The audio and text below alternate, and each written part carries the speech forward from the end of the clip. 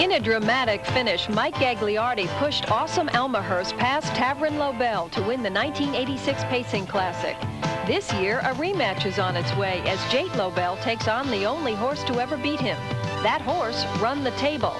Watch as New Jersey Network brings you the nation's two fastest harness horses in the 1987 New Jersey Pacing Classic.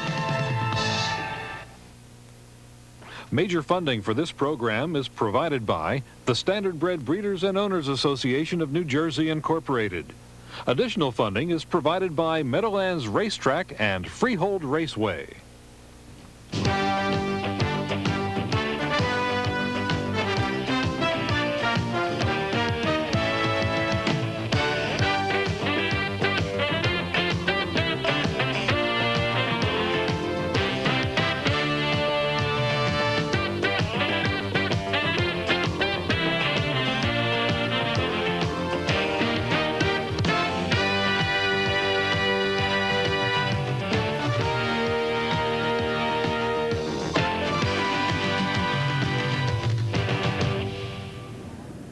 Welcome to the Meadowlands in East Rutherford, New Jersey, just across the river from the Empire State Building, where $500,000 is on the line tonight in the 1987 New Jersey Classic, the richest race of the harness racing season.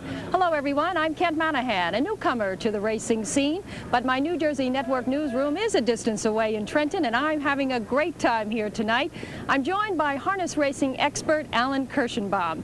Alan, horses here are limited to those who are sired in New Jersey. Over the years, we have seen a better and better caliber of horse in this race, and tonight we see two of the best because they were sired here in the state.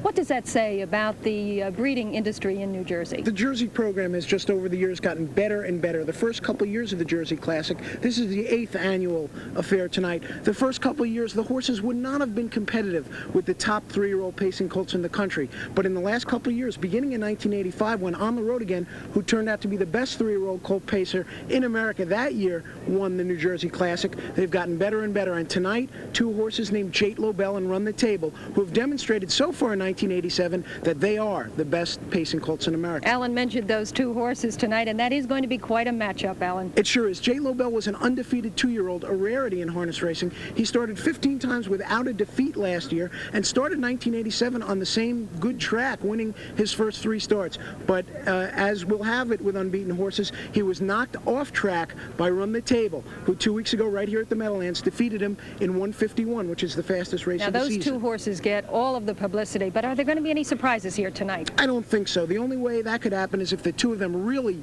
bash it out with each other and a horse like Sticky Two-Step or Regent Lobell comes from behind. But I really doubt it. All right, well, we're going to be back with more of the 1987 New Jersey Classic in just a moment.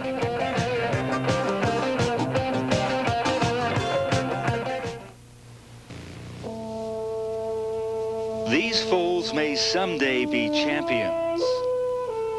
They have one distinct advantage over any other foals. They were bred in the greatest harness racing state in the sport, New Jersey.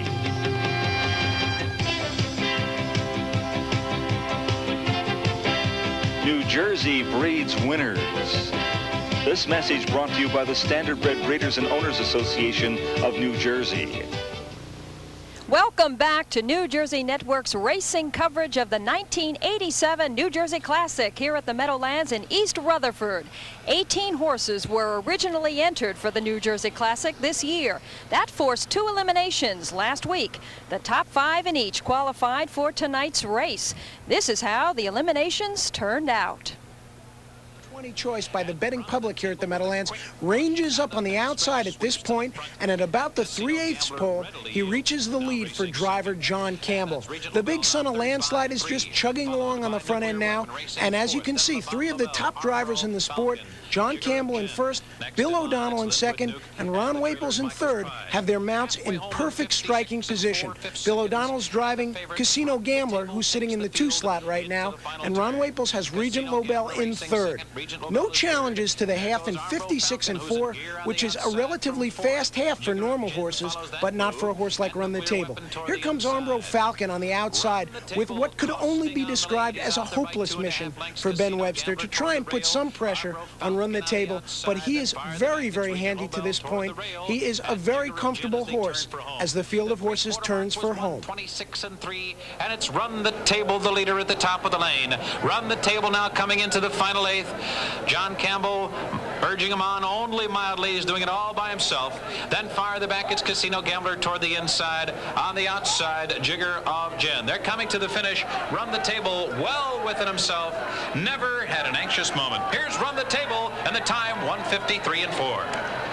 And Run the Table was the easiest kind of winner. Following him across the finish line was Casino Gambler in second.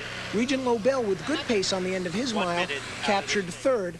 The final two spots in the New Jersey Classic went to Jigger of Gin and Nuclear Weapon. Jate Lobell, who had surged to the lead past the quarter pole, reached the half-mile pole in 56-3. Only a fifth of a second faster than Run the Table had reached that point in his elimination.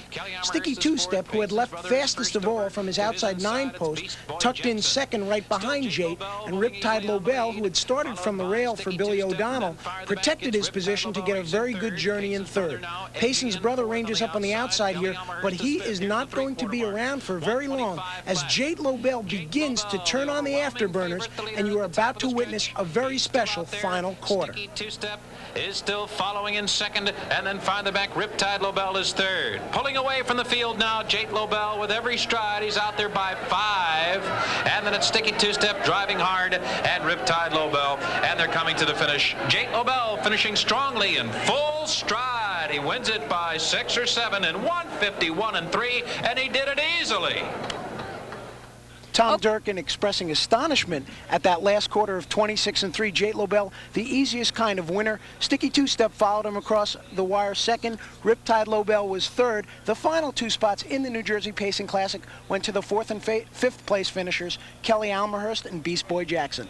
Okay, Alan, you've laid it all out for us. Who's going to win? Kent, it's not that easy. Handicapping a race is a skill that comes with years of working at it. It's not something you can just stick a phone book in. People who come out to the track all the time, they know that very well. If you've never been out to the track or only have been out here a few times and aren't quite sure how to go about it, well, here are some easy ways to start. There are many ways to spend your money at the racetrack. There's exacta betting, trifecta betting, win, place, or show wagering. But the most important dollar you'll invest is on the racing program. Thank you. Thank you. Inside the program, you'll find the morning line, which here at the Meadowlands is devised by Charles Singer, head of the program department and the track handicapper. The morning line is a guide to what you think the actual odds may be when post time arrives, and various factors are involved. The odds the horse has gone off in the most recent races, the drivers, the actual form of the horse, if the horse has been winning, obviously, the time of the horse, the record of the horse, and all those things are combined into the morning line. The actual odds at post time, however, may be different. Hopefully they won't be too much different. Otherwise, I'm not doing my job. But basically, it's a proportion. It's a guide. In other words, if the horse is 3-1 on the program, and that's the lowest of all the odds, and he ends up going at 2-1, I feel I've done my job. He is the favorite at post time. In other words, 3-1 and another horse is 20-1. If they're actually 2-1 and 40-1, you're still doing your job. You're having the horses in the right proportions to each other. You're not trying to pinpoint exactly the odds, 6-5, 4-5, but more or less give a guideline as to who will be the favorites and who will be the long shots. The program director is the best-selling author at the track. His comprehensive research provides patrons with enough information to handicap the races. I see a horse that maybe is finishing 9th, and all of a sudden he finishes 3rd, maybe losing by 2 lengths. The following week, if he's in the conditions I like, I'll bet him because he looked like he could close real good the week before. I like to, myself, watch their middle halves, their middle half miles. A lot of horses have speed out of the gate, and a lot of horses have speed coming home. How will they stack up in the middle half? 16 starts, 4 wins. Last start in the lower class, won by 4 in 158-2. Well, I've got a lot of experience reading these things. But if you've never read a program before, don't despair. There's plenty of help available. We're like the Bible for those people. We have some that are just like followers of me, who would, buy their paper and they file whatever I have. And if there's a Jate Lobell, which makes my job easier, just pick Jate every race. If you pick a horse like Jate Lobell, they're going to say you're on the bandwagon. If Jate Lobell gets beat, then, yeah, some people gloat that you put him on top and you could have picked a horse that paid $10 or $20 to beat the 1-to-20 shot Jate Lobell. If you'd like yet another expert opinion, pick up one of the many tip sheets where leading handicappers offer their selections for a nominal fee. Whatever the method, the objective is always the same, to come up with the horse who reaches the finish line first. Well, I have to admit, Alan, I never knew that. Didn't realize you'd have such a good time out here at the racetrack, No. did you, Ken? Yes, I did. Well, we're going to be back to take a closer look at the two favorites in this 1987 New Jersey Classic from the Meadowlands. Stay with us.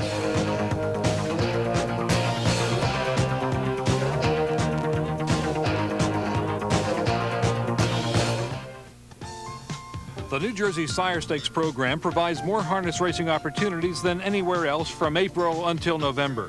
More races, over 500 Sire Stakes races at the finest tracks in the country.